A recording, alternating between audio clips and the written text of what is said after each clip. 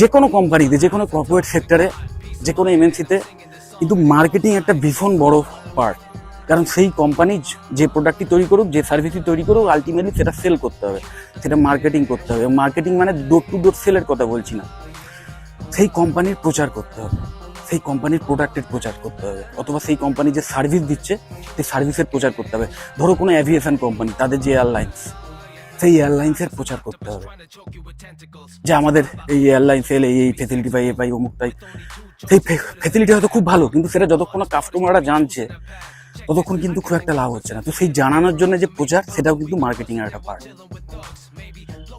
এবং কোম্পানির একটা গুড উইল, সেটাকে তৈরি করাটাও কিন্তু সেই মার্কেটিং এর একটা পার্ট। এবং এই যে মার্কেটিংটা, এটা এখন ম্যাক্সিমামটাই হচ্ছে কিন্তু ডিজিটাল ওয়েতে, যে কারণে সেই মার্কেটিংটা ডিজিটাল মার্কেটিং বলা হয়।